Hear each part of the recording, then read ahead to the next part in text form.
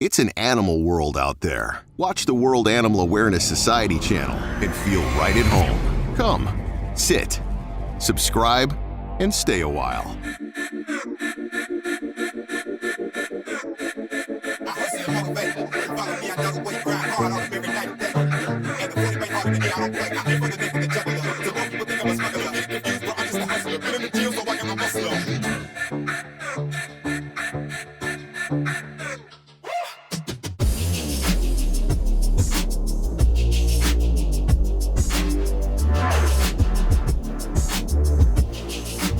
Buddy, I've been looking for you all day. Come on, precious.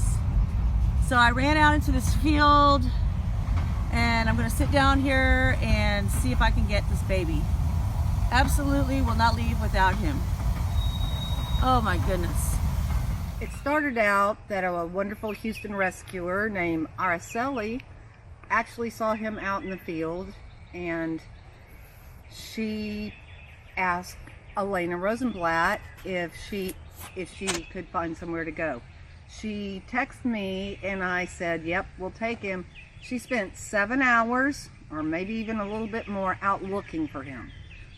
She was almost ready to leave at the end of the day and found him actually laying in a field. And he didn't run from her. He actually came to her. And she picked him up and called us, and we picked him up from her car. And immediately we knew that this dog was dying. Immediately we took him to Dr. K at 242 Animal Hospital. Opened that day, and when I saw this dog, it was Friday we got him because Glade Valley was closed. They were going to be open. On our way, I called my regular vet, and they said, yeah, bring him in the morning. And when I saw him and smelled him, I didn't want to wait. I didn't want to wait. He needed to be seen. Who is this? What's this vet's name here? I actually have a card. It's called 242 Animal Clinic, and he is Dr. Cottonsteady.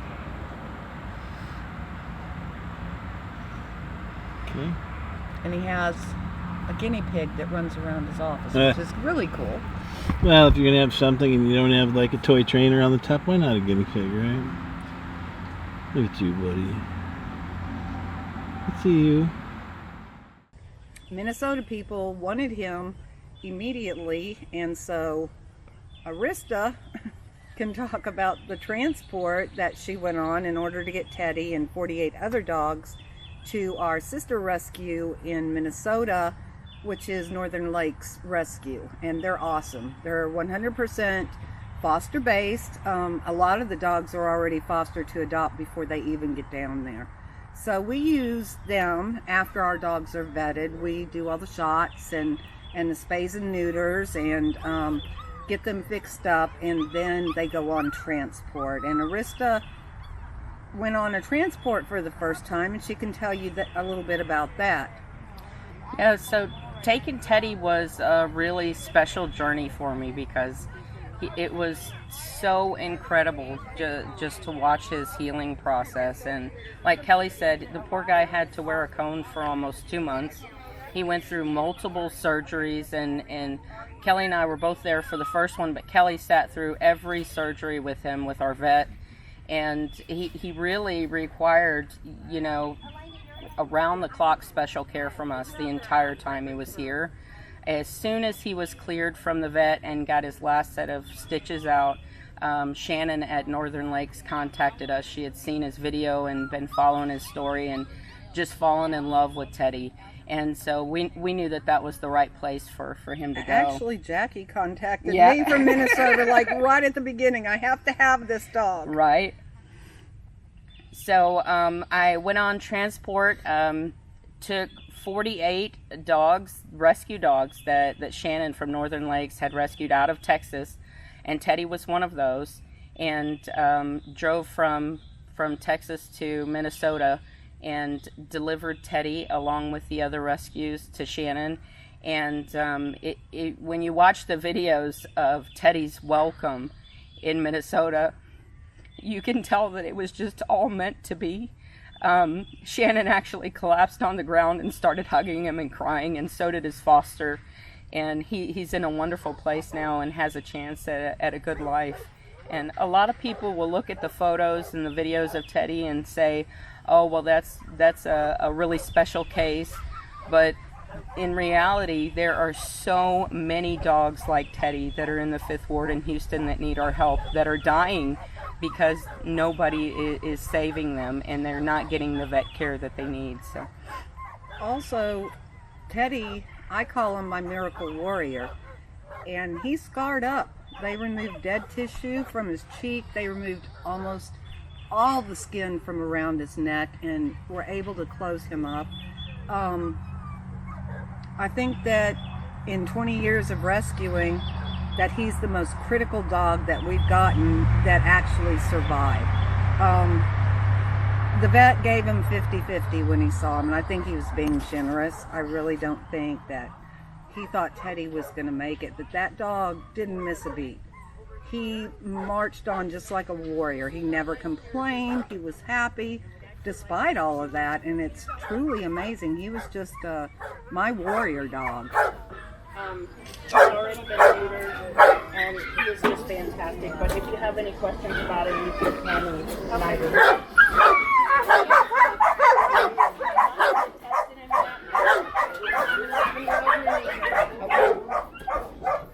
Can you turn around? I think it's just kind of a muscle memory around in this area where he's tender. He was fine with being pet on his head. I came over here the other day and tidied up.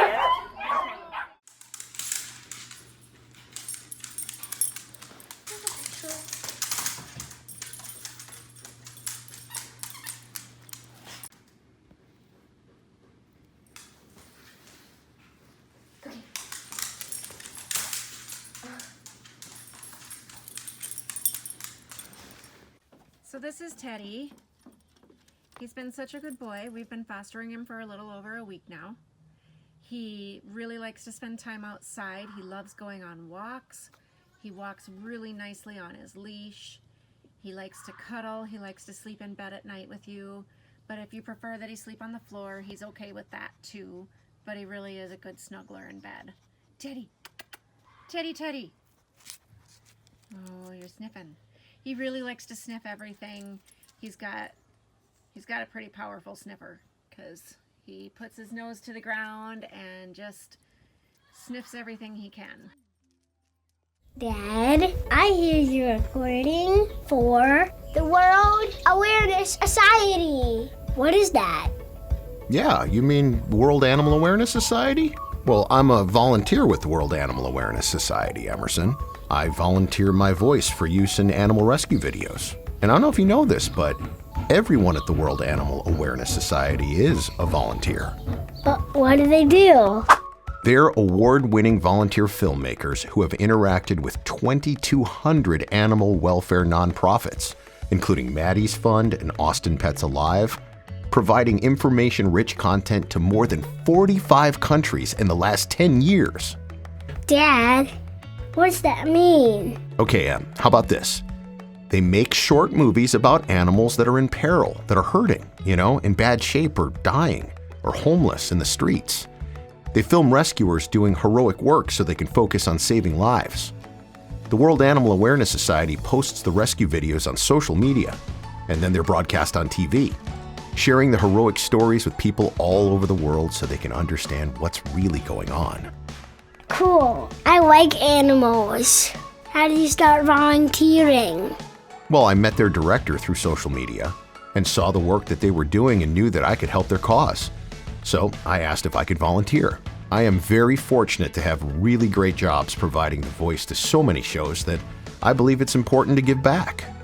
Since I've been volunteering with the World Animal Awareness Society, they have created the 7th most influential YouTube channel for dog rescue lovers in the world, WA2S Films.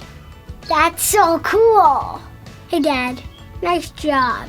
Do you think I could volunteer too? You already are, Em. You already are. You're watching the World Animal Awareness Society. Yep, that'll do, Emerson. That'll do. You're watching the World Animal Society.